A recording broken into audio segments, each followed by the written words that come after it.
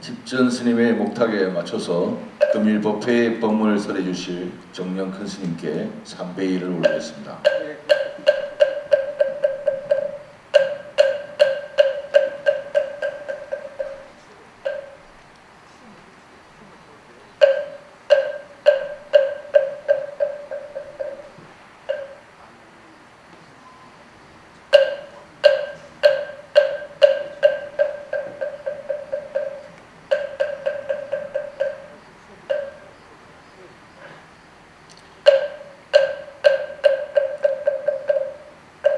대중들께서는 모두 자리에 앉아주시기 바랍니다. 반갑습니다.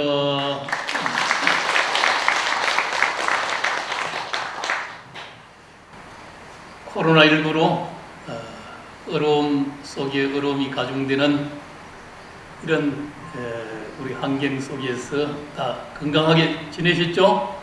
네.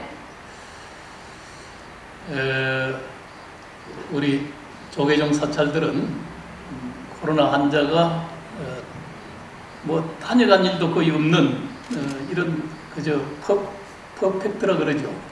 코로나가 도저히 범접할 수 없는 이런 청정 도량을 잘 유지해 가고 있습니다. 그건 아마 우리 불자님들의 의식 성숙과 더불어서 또 우리 도량은 넓은 공간 속에 자연이 내뿜는 피톤 치즈와 더불어서 부처님의 가피지력이 충만해 있기 때문에 아마 그러지 않나 하는 우리 불자된 그런 그래도 자부심을 가질 수 있는 거죠. 그러나 이제 주변을 둘러보면은 정말 어렵고 어려움, 또 불가칙하고 불가칙한 일들이 쉼없이 생겨나고 있습니다. 보도에 의하면은 북극 근처에도 38도 기온이 올랐다 그러죠. 모스크바가 아주 30도가 넘는 그런 여름 더위를 놔두고 있기도 하고, 그러다 보니까 온 이 지구촌이 기후 온난화를 통해서 할 수 없는 불가측한 이런 기후 환경을 내보이고 있는 거거든요. 지금 장마가 끝나야 되는데 지금까지 지속이 되고 앞으로도 좀 더 길게 아마 장마가 이어지리라 하는 이런 또 예측 보도도 있었습니다. 그렇지만은 또 이제 우리 보도 기능에 또 예측 기능에 의할 것 같으면 이거 믿기가 쉽지 않다 그러잖아요. 아마 오늘도 비가 올지 안 올지 하다가 오면서 들으니까 원주 제천 간에 철로가 이게 이 사태로 인해서 다 차단이 됐다 그래요. 그리고 한 80mm 정도 시간당 오게 되니까 엄청난 물바다를 이루고 있다는 이런 소식도 접하기도 했습니다. 그 곳곳이 오늘 뭐 하루에도 몇 분씩 변하는 이런 이 일기예보 이런 걸 접하면서 참 정말 세상은 이거 예측하기도 쉽지 않구나. 이번 여름이 사상 유례 없는 더위를 우리에게 줄 것이다 하는 이런 예보도 있었습니다만은 또 이 장마가 길어지다 보니까 어떻습니까? 더위 느끼기보다는 비 오는 것 때문에 아주 이거 또 좀 짜증스럽고 귀찮아지는 이런 것도 이제 우리는 느낄 수 있는데, 그러나 이제 이러다 보면 이제 대수 때도 이렇게 지나가는 거 보니까 아마 삼복더위도 뭐 그냥 이렇게 장마 함께 지나가지 않겠나. 8월 8일이 입추죠. 가을이 온다는 소리거든요.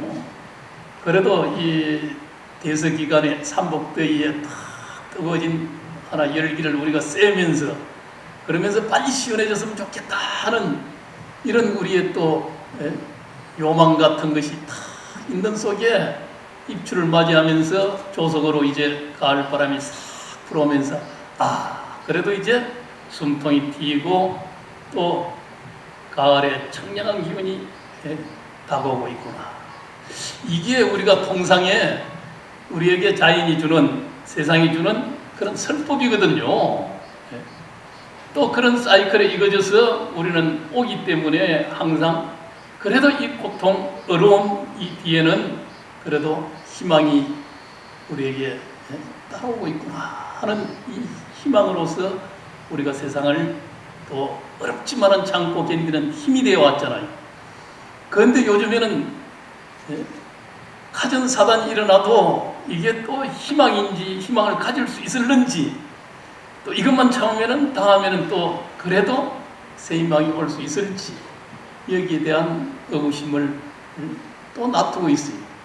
그래서 이 세상을 우리는 불확실, 불확정성의 세상이다 이렇게도 이제 바라보는데, 그건 기존에 통상적으로 우리가 살아왔던 여러 가지의 그런 데이터에 의한 예측 가능한 일들, 이런 게 이제는 안 맞는 시절이 되었다 이렇게 보는 거죠. 그러니까 슈퍼컴퓨터도 기후 예측을 못하는 거예요. 또 누가 미래를 걱정하는 사람들이 아무리 미래를 연구하고 이렇게 해도 이 다변하고 불가칙하고 한 이 속에서 미래 예측이란 더욱이나 어려워지잖아요. 지금 코로나19가 언제쯤이 하나 이게 정점일까? 세상은 만사가 그대로 사이클이라는 게 있어 왔잖아요. 지구의 운세도 성류개공이라는 이런 사이클이 있고, 사람도 이게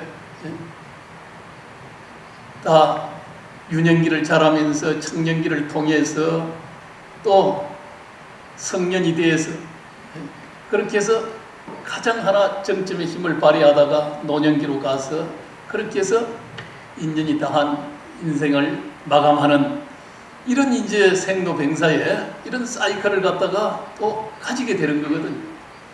1년도 이거 다 추나추동이 다 이 사이클 속에 들어가잖아요. 하루도 이게 해가 뜨면은 또 중천에 해가 뜨기도 하고, 그렇게 해서 그것도 열기를 통해서 또 서산으로 해가 넘어가고, 그렇게 해서 또 밤이 되면 달이 뜨고 넘어가고 해가 오고 하는 이 사이클이라는 게 이게 그래도 있는 법이거든요. 그런데 요즘은 이제 이게 사이클 현상이 과거에 우리가 경험했던 사이클하고는 달라져가는, 또 사이클의 주기가 빠르다는 것은 그만큼 사이클도 빠르게 변화한다. 또 적은 사이클과 큰 사이클, 그건 우리가 지구가 자전도 하고 공전도 하잖아요. 그 지금 현재 자전과 공전의 사이클이 이거 변하면은 어떻게 되겠습니까? 온통 태양계 질서가 또 지구촌의 질서가 이게 완전히 달라져 버리는 거죠. 그게 변하는 날은 지구 최후의 날이 되겠죠. 생명 최후의 날이 되겠죠. 지금 앞으로 한 50억 년 지나면은 지구도 태양계에서 사라질 개연성이 높다 그러잖아요. 그것도 하나의 큰 사이클의 흐름이거든요. 그러지만은 이제 이 사이클들은 우리 인간이 욕망에 의해서, 우리 충족을 위해서 만들어놓은 이 문명의 현상이라는 거예요. 우리의 욕심에 의한 가부적인 측면이 있는 거죠. 우리가 더 편리하고 풍요로운 이 문명을 건설하는 속에 이면에는 그만큼 풍요롭고 편리를 우리가 누리고 살면은 그건 역으로 또한 가부가 뒤따른 일. 항상 이게 선행하는 사람, 선연을 지으면은 성가가 따로 악인을 짓고 악인을 만들어내면은 악가가 따르는 건 당연한 인과응보의 원리잖아요. 그 우리만 내 이기성 속에서 이렇게 이제 살아가게 되면은 그건 필연적으로 좋지 않은 가보가 우리에게 도래하는 건 사실이거든. 코로나19도 그런 측면에서 지금 다시금 바라봐야 된다고 하는 이런 이야기들이 많잖아요. 우리 인간 욕망 충족을 위해서 만들어 온 도시, 또 탄산가스의 배출, 또 내지는 이런 숲, 자연 생태 이런 것들을 우리가 파괴해오는 이런 가부로서 야생동물들이 그저 살 곳을 갖다 잃어가기도 하고, 또 기후 변화 속에서 생물 다양성이 감소되면서 살기가 어려워지니까, 그러니까 인간이 사는 곳으로 가깝게 다가올 수밖에 또 없잖아요. 그런 속에 코로나19가 인간을 숙주로 한 변종으로 나타났다 하는 이제 이런 관점들이 점점 힘을 얻는 그런 지금 시점에 와 있는 거거든요. 이거 반성해야 된다. 그래서 저번에 이제 그레타 툰베르라는 여고생이 유엔에서 트럼프 대통령하고 아주 이렇게 해서 연설한 게 있잖아요.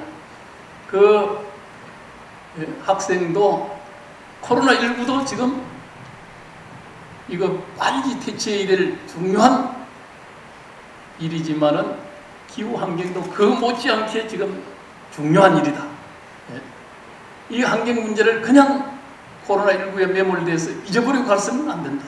함께 이거 인류가 극복해 가야 될 중요한 과제로서 또 이야기하는 걸 언론에 난 걸 보기도 했습니다만은, 지금 오늘 아침에도 아마 WHO 사무총장이 이건 100년 만에 있는 크나큰 인류사의 재앙이다.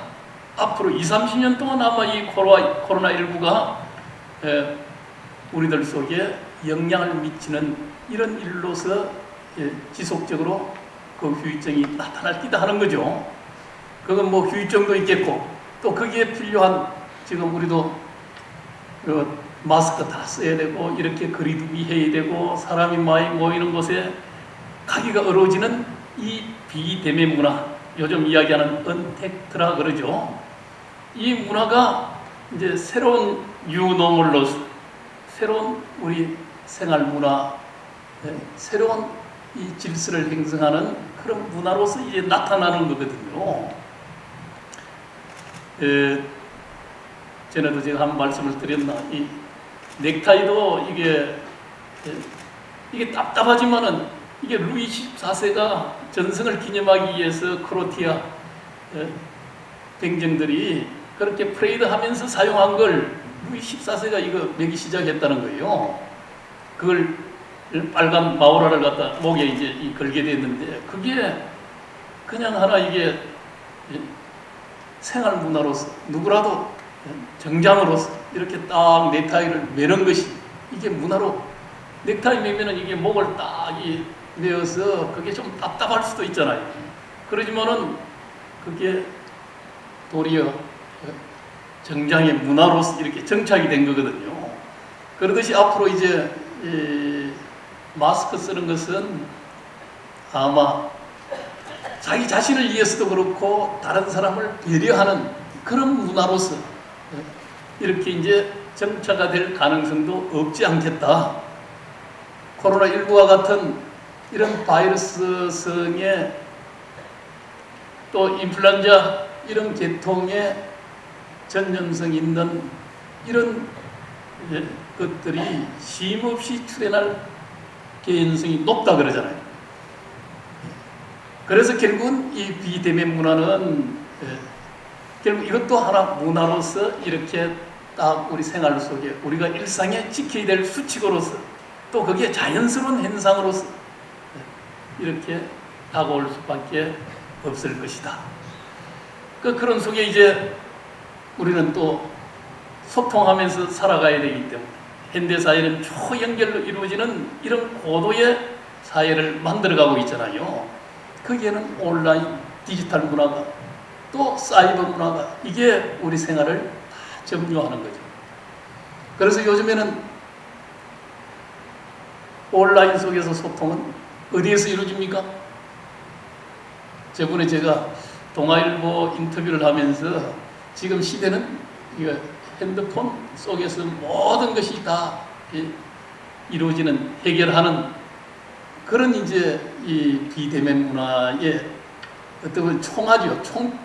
모든 하나 결집된 내용이 이 온라인에 이게 핸드폰 하나에 모든 게 들어있잖아요. 그래서 저는 그걸 하나의 장기라 그랬죠. 예. 우리가 지니고 살아야 될 이게 하나의 필요한, 없으면 안 되는 장기와 같은, 예. 오장칠부와 같은 이런 이제, 예.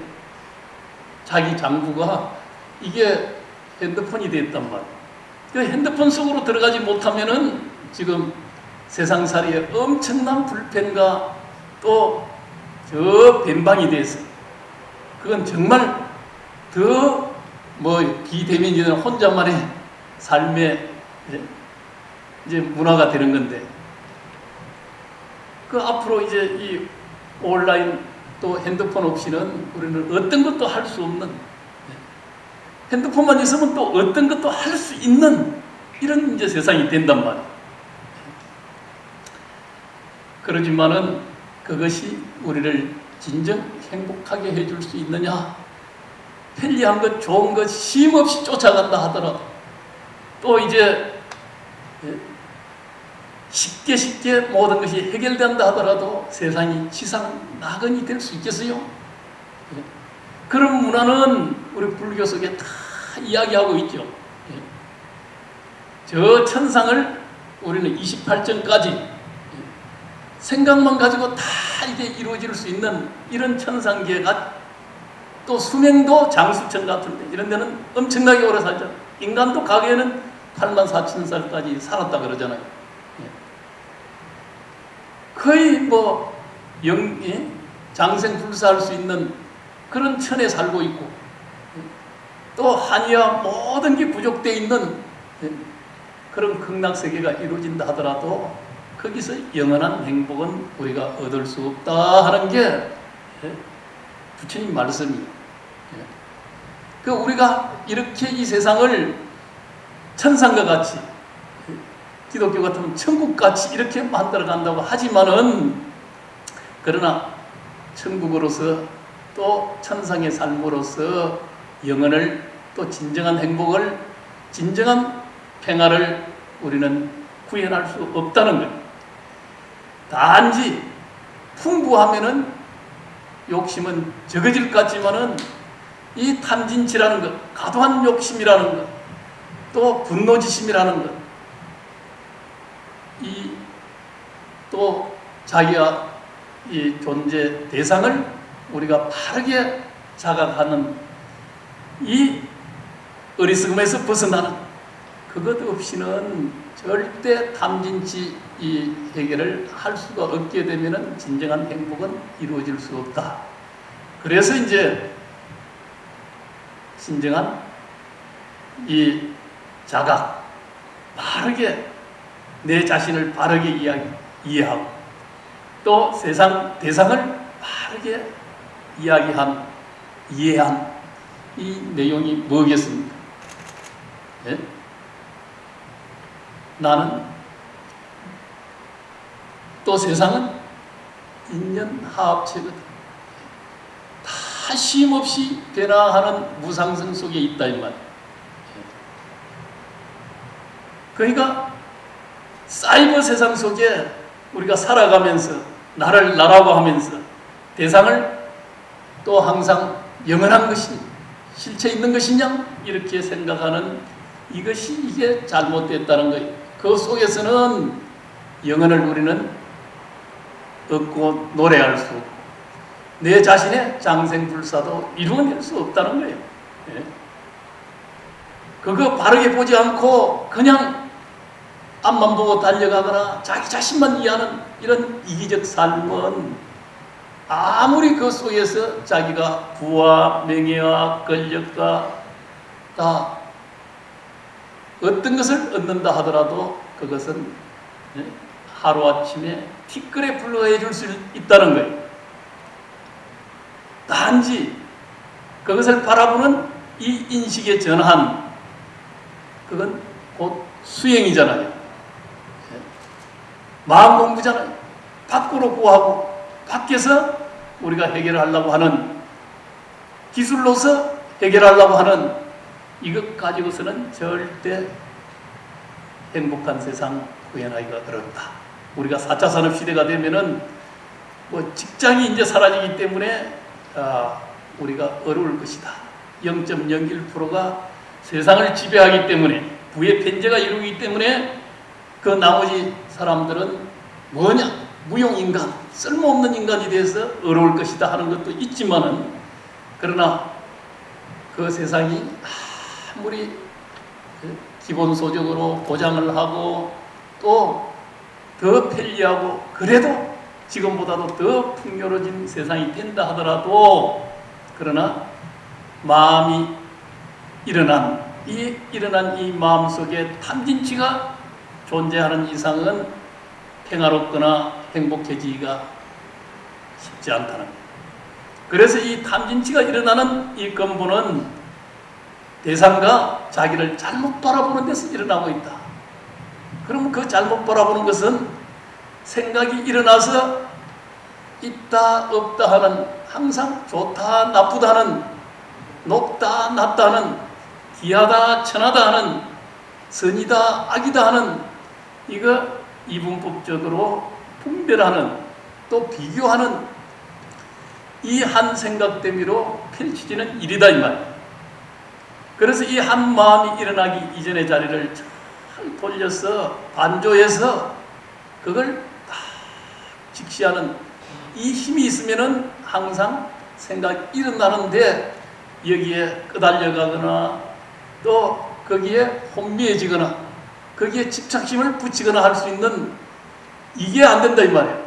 거기서 우리는 해방될 수 있다 이 말이에요. 예? 그래야 이 마음을, 일어나는 마음을 명료히 우리가 자각하고 바라볼 수 있어야만이, 그래야 자기 마음, 자기 탐진치에 쏙지 않는 거죠. 거기에 끄달려가지 않는 거죠. 자기 음력에 우리는 끄달려가는, 음력이라는 건 우리가 그냥 까르마, 이게 힘이란 말이에요. 자기가 지어놓은 여러 가지의 간섭과 습관과 이런 어떤 경향성이 이게 강해져서 거기에 끌려가는 힘이거든. 거기서부터 해방되는 거예요. 그러니까 그런 업에 의해서 또 다른 업을 지어내고 더 그것이 가중해서 음력은 더욱 치승해지는 이런 삶에서 우리가 해방될 수 있다 이 말이에요. 그 삶에서 해방되지 않으면은 우리는 항상 인생은 뭐예요? 끄달려가는 삶에 불과한 거예요.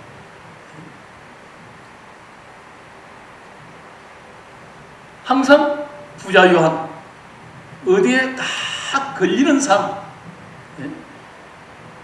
그 삶 속에서 우리가 어떻게 진정한 행복을 이야기할 수 있겠냐. 우리는 우선 급하니까 돈이 좀 있으면, 배설이 좀 높아지면 이게 목전의 일이기 때문에 거기에만 그냥 우리가 매달리고 살 수 있는 것 같지만은, 그게 또 성취되고 나면 또 다른 고통이 따라오잖아요. 쉼없는 파도는 다가오고 또 음력은 높아져서 또 다른 마가 생겨나는 거예요. 우리는 그걸 호사다마라 그러죠. 예. 좀 재산이 늘어난다, 이게 좋은 일이기도 하고, 배설이 높아진다, 좋은 일이기도 하고, 거기에는 항상 반대 거꾸로 그 좋은 일에, 호사에 마가 더 치성해진다는 거예요. 그걸 감당할 수 있는 그런 힘이 없으면은 그냥 그 호사다마의 이 마 속에 이게 무너지는 거예요. 잠깐 좋았다 사라진다. 오래 가지 못한다. 그래서 항상 마음 공부를 하고, 또 공덕을 짓는 사람들은 항상 이 재물이나 권력이나 명예를 바라보는, 또 그런 것이 설사와도 권력도 재물도 명예도 다 운용할 수 있는 이런 기회가 생겨나는 거죠. 그렇게 넓은 그릇이 아니고 적은 그릇에 물을 많이 부을 수는 없잖아요. 당길 수가 없는 거예요. 그래서 자기 그릇 넓힌다는 것도 알고 보면은 이 마음공, 또 기도하는 지극한 이 마음으로 열심히 기도할 때 마음이 넓어지는 거예요. 아는 것은 다 채우는 일이지만은 아는 것을 드러내고 마음을 일심으로 빈 마음으로 돌려내고 돌려낼수록 그릇은 점점 커진다 이 말이에요. 그 커진 그릇에는 뭐예요? 만 가지가 다 담길 수 있는 거예요.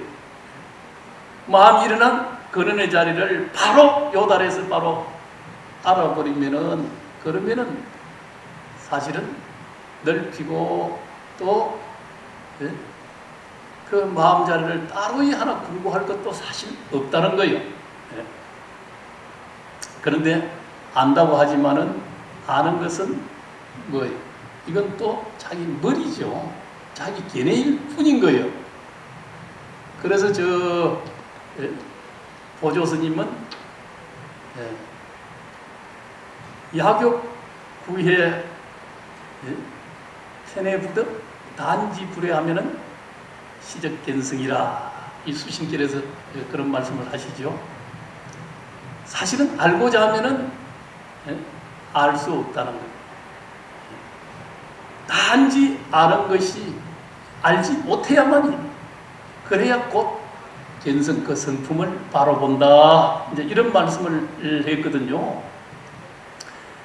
우리가 사실 알라고 마음 공부한다, 마음을 깨워서 성성이 정확히 마음 일어난 근원의 자리를 바로 반주해서 바로 직시하고 본다 하지만은, 그러나 사실은 빈자리는 보고 듣고 알 수 있는 자리가 아니에요. 머리로서 헤아릴 수 있는 자리가 아니에요.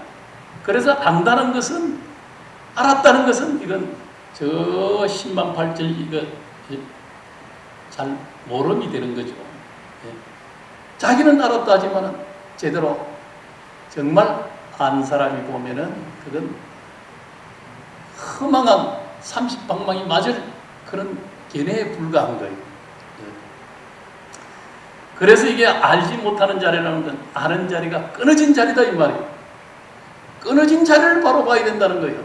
조금이라도 생각이 미동으로서 알았다는 이 견해가 붙으면은 이건 아직도 멀리 있는 자기 집 밖에 소식 같은 저 엉뚱한 10만 8천리의 이야기를 하고 있는데 불과하다 이 말이에요. 집안에 들어가지 못한 사람.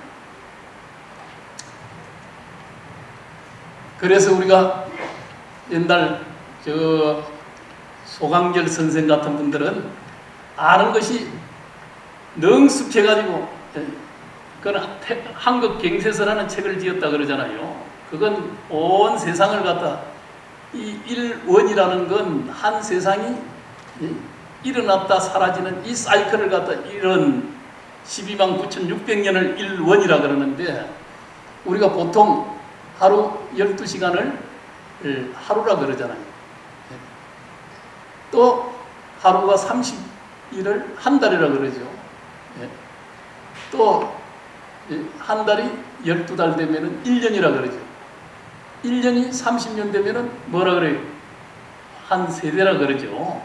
우리는 한 세대가 부모 자식 이렇게 해서 몇 세 하는데 몇 세를 우리는 통상 30년으로 잡는 그런 법이요.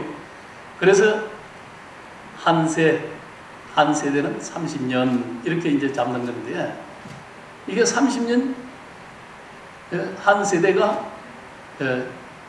12분을 하게 되면은 1운이라 그래요. 1운을 또 30분을 하게 되면은 그러면은 1해라 그래요. 1해를 12분을 하면은 1원이라 그런다 이 말. 그게 다 순열 조합을 하면은 12만 9,600년. 이게 하나의 사이클이라 그런다 이 말이야. 이 천지계백의 이 지구의 하나의 이 운행의 큰 사이클이 12만 9,600년을 소강결 선생은 딱 그냥 다 하나로 딱 볼 수 있는 이 안목이 있었다 그래요. 그래서 중국도 저 앞으로 이제 몇백 년 뒤에 이제 원나라가 생기면서 원나라가 80년, 2, 300년 뒤에 원나라가 나와서 80년을 지내다가 그러다가 이제 끝나고 명나라가 한 200년 또 가다가 또 이적이 요 오랑캐께 또 그렇게 돼서 또 300년 가다가 또 예침을 당해서 그게 또 이제 청나라가 끝날 때다. 이까지 다 그때 송나라 때 다 풀어봤다는 거예요. 그렇게 이제 딱 먼 미래까지 이제 내다보고 또 그 유명한 소광결 선생이 이제 소동파 선생이 기항을 가게 됐어. 그러니까 이제 소광결 선생을 찾아가서 제가 언제 풀려나겠습니까 하니까 요 소동파 소광결 선생이 육경에 다 이게 지식을 갖췄고 그렇게 출중한 사람이 또 배설에 녹도 먹고 하는 사람이 내가 언제 풀려날 수 있겠습니까를 묻는다는 자체가 이게 벌써 시원찮은 소리다. 그런 걸 어디 내한테 물어도 되겠냐? 이러면서 다 국가의 명예에 의해서 기항을 가면은 기다릴 줄 알아야지 언제 풀려날 때가 이거부터 생각하는 건 이건 다 시원찮은 사람이네 하고 이제 돌려보냈어. 가는데 이제 소광결 선생이 내 할아버지는 누구고 내 아버지는 누구고 막 떠들었단 말이에요. 그런데 이 소동파 선생은 엄청난 또 대천재였잖아요. 그러니까 그 소리를 또 귀에 딱 머릿속에 담았어. 그렇게 해서 이제 기항을 갔는데 그 소광결 선생이 이제 돌아가시다 보니까 소광결 선생의 집안은 조금 이게 빈천하고 이름이 없는 집안이라는 거예요. 그러면서 원체 출중하다 보니까 재상으로 다 이게 등용을 했어. 그 고종임금이 딱 소광결 선생이 돌아가시면은 정성이 돌아가면은 아버지는 누구, 할아버지는 누구, 3대를 갖다 추정을 해서 추정을 하거든. 그러니까 이거 알 수 있는 사람이 없어. 그래서 이게 박식한 우리 청산 기항가 있지만은 소동파 선생님한테 물어야 된다. 그래가지고 소동파 선생님한테 물어보니까 소광결 선생이 그때 자기가 물으러 갔을 때 할아버지는 누구, 아버지는 누구 일러주던 게 딱 그게 기억이 나거든. 그렇게 해서 그걸 딱 이야기를 하니까 역시 우리 소동파 선생은 참 박식군자고 대단하구나. 그렇게 해서 그 연유로 기항에서 이게 해제가 되었다는 거예요. 그러듯이 그걸 딱 알고 소광결 선생이 그렇게 일러줬어. 그러니까 그렇게 천하사를 내다보는 이제 이런 분도 뭐라고 이제 이야기하느냐 하면은 사실은 심생 천지선악, 마음이라는 것은 천지 이전에 나왔다 이 말이에요.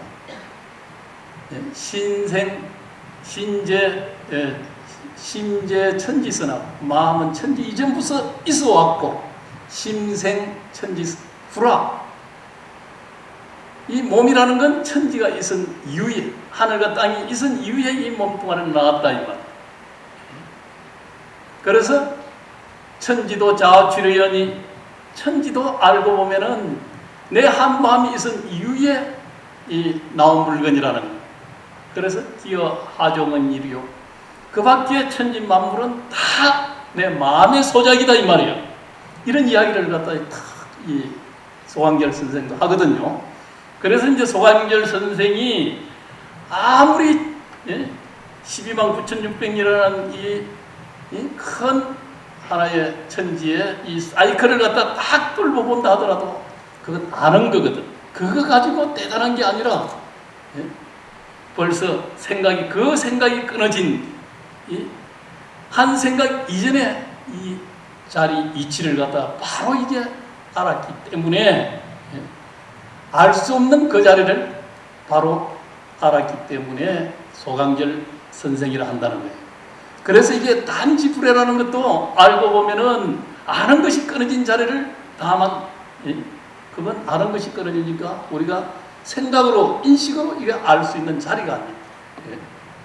그래서 그 자리로 돌아가는 길이라는 건 우리가 아무리 밖에서 생각으로 또 가전 우리가 행단 있는 유의의 어떤 이 세계 속에서 구해가지고 해결되는 것은 아니다. 그러나 그 자리로 돌아감으로 해서 천지 만물을 다 담을 수 있고 이 마음 속에서 일어난 이 세상에 또 우리가 역사 문명을 창조해 가는 것도 바로 우리 마음이다 이 말이에요. 그래서 이 마음, 이 자리 한 생각이 일어나기 이전 또 일어나는 이 번뇌지심을 어떻게 하면 탈각시키고 또 자기가 지어온 습관이나 또 음력지심에 의해서 자꾸 끌려가는 이 마음을 이걸 어떻게 하면 영단할 수 있는가? 그건 생각이 일어나기 이전의 자리로 돌아가지 않으면 안 된다 이 말이에요. 그래서 불법이 위대한 거예요. 다 생각이 일어난 자리 그 이후에 펼쳐지는 이 만상을 가지고 아무리 이야기해도 그건 다 영혼의 자리가 아니기 때문에 큰 가치가 없다. 그래서 이게 알고 모르고 지식 고하에 이게 문제가 아니라는 거예요. 이건 열심히 마음 공부 잘하는 것. 또 기도를 지극히 해서 불교 기도는 그냥 막 이게 산만하게 하는 기도가 아니잖아요. 오로지 정근이라는 건 마음을 하나로 딱 모아내는 일이잖아요. 지극히 거기에 무슨 지식이 붙지 않는데 무슨 박사 석사가 필요하겠어. 그건 간절히 지극하면 지극할수록 그러면은 마음은 음력은 다 탈각돼서 지식이 아니라 지혜를 갖다 놔두는 거예요. 자기 음력을 소진하는 거예요. 그 자리에서 바라보면은 이 운명이라는 것도 이거 별것 아니거든요. 운명의 노예가 되는 데서 해방되는 거예요. 사주팔자가 어떻다 하더라도 그걸 뛰어넘는 길은 결국은 마음 공부밖에 없다. 또 복을 받는 일은 보살행을 해서 다 인연을 선연을 공덕을 지음으로 해서 우리가 자작자숙 하듯이 우리가 지어서 받듯이 복밭에 복을 심어서 복 받는 일을 하고 또 더 좋은 복을 잘 짓기 위해서는 빈 마음으로 돌아가서 거기서는 성근에 좋은 착하지 않는 자기 중심의 생각이 떨어진 이 보리의 마음이 그대로 솟아나는 거예요. 그 보리의 씨앗을 심는 곳은 곳곳이 다 세상 만사를 다 화합과 소통, 상생, 공존의 세상으로 만드는 그런 복이 되는 거거든요. 그 공덕이 무량하게 되잖아요. 그것이 우리 인생을 잘 사는 길이고 세상이 좋아지는 길이고 또 함께 행복해지는 일이고 이 코로나19 시대를 맞이하면서도 우리가 어떻게 불자로서 열심히 정말 기도하고 마음 공부하고 보살행을 실천하는 이것이야말로 코로나19 시대를 우리가 잘 가치 있고 슬기롭게 또 빠르게 코로나19가 종식될 수 있는 이런 세상을 만드는 지름길이 된다. 오늘 이렇게 말씀을 드리면서 마치도록 하겠습니다. 건강하십시오.